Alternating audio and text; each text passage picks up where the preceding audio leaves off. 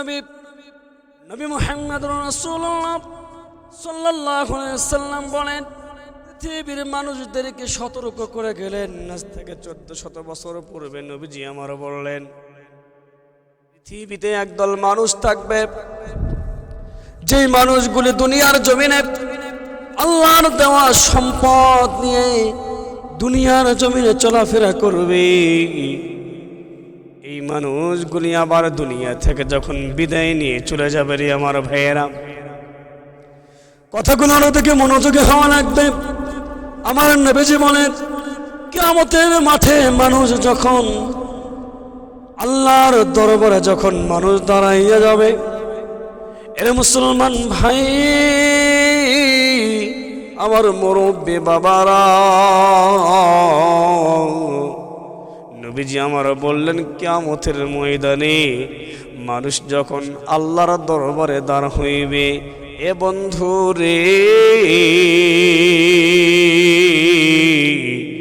নবীজি আমার বললেন, কিয়ামতের মাঠে আমার দয়ার আল্লাহ, মায়ার আল্লাহ, আমার আল্লাহ রব্বুল আলামিন সকল মানুষের সামনে যখন হাজিরা দিবে, সকল মানুষের সামনে যখন হাজির হয়ে যাবে, ও বন্ধুরে আমার আল্লাহ কাফের বেঈমান ইহুদি নাস্তিকদের কথাও বললেন, সকলের বিচার করবি, সকলের দিকেই তাকাবে। নবীজি আমার বললেন গো, দুনিয়ার জমিনে যারা দুনিয়ার জমিনে 3 শ্রেণীর পুরুষ মানুষ থাকবে, 3 শ্রেণীর পুরুষ মানুষ দুনিয়ার জমিনে ছিল। এই 3 শ্রেণীর পুরুষ মানুষের সঙ্গে কিয়ামতের ময়দানে আল্লাহ কথা বলবেন না এবং 1 সেকেন্ডের জন্যও তাকাবেন না। প্রিয় ভাইরা আমার, এই 3 শ্রেণীর পুরুষ কারা? কিয়ামতের ময়দানে আল্লাহ ইহুদি কাফের বেঈমানদের দিকে তাকাইয়া বিচার করবেন, আর এই 3 শ্রেণীর পুরুষের দিকে আমার আল্লাহ তাকাবে না। আল্লাহর পয়গম্বর নবী মুহাম্মদুর রাসূলুল্লাহ সাল্লাল্লাহু আলাইহি সাল্লাম বললেন, 1 নম্বরে হলো ওই পুরুষ মানুষ, মাসফালা মিনাল কাবাইনি মিনাল ইজারি ফিন্নার, যেই পুরুষ মানুষ সুস্থ থাকার পর, জ্ঞান বিবেক থাকার পর পায়ের টাকনুর নিচে কাপড় পরিধান করে, নবীজি আমার বললেন, ওই পুরুষের দিকে আল্লাহ কিয়ামতের ময়দানে তাকাবে না। প্রিয় ভাইরা আমার, মনোযোগী হওয়া লাগবে। 2 নম্বরে আমার নবীজি বললেন, এই দুনিয়ার জমিনে কর্ম করার জন্য, রুজি রোজগারের জন্য নবীজি আমার বললেন, ব্যবসা বাণিজ্যকে হালাল করেছেন।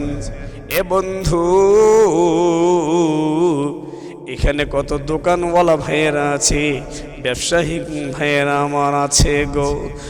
আল্লাহর পয়গম্বর বললেন, এমনও কিছু ব্যবসায়িক ভাইয়েরা আছে নিজের হালাল টাকা দিয়ে ব্যবসা শুরু করেছে, কিন্তু মালটা বেশি বিক্রি করার কারণে কথায় শুধুমাত্র আল্লাহর কসম খেয়ে খেয়ে জিনিসটা বিক্রি করে।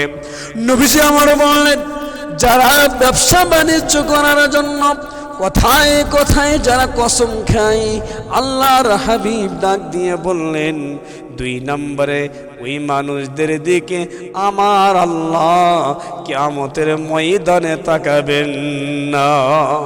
প্রিয় ভাইরা আমার, মনোযোগী হওয়া লাগবে। 3 শ্রেণীর পুরুষের দিকে আমার আল্লাহ তাকাবেন না। তার মধ্যে 1 নাম্বার বলেছি, 2 নাম্বার বলেছি, 3 নাম্বারটা শুনুন।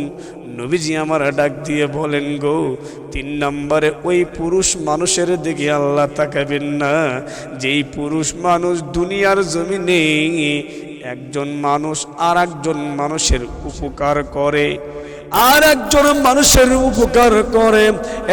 বন্ধু রে, মনোযোগী হওয়া লাগবে আমার ভাইয়া। বন্ধু রে, মনোযোগী হওয়া লাগবে আমার বন্ধু।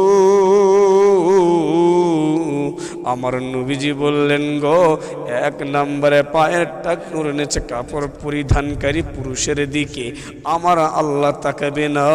2 নম্বরে ব্যবসা বাণিজ্যের জন্য, নিজে রোজগারের জন্য কথায় কথায় কিরা কসম খেয়ে খেয়ে বিক্রয় করে। 3 নম্বরে ওই পুরুষের দিকে কিয়ামতের ময়দানে আল্লাহ তাকাবেন না।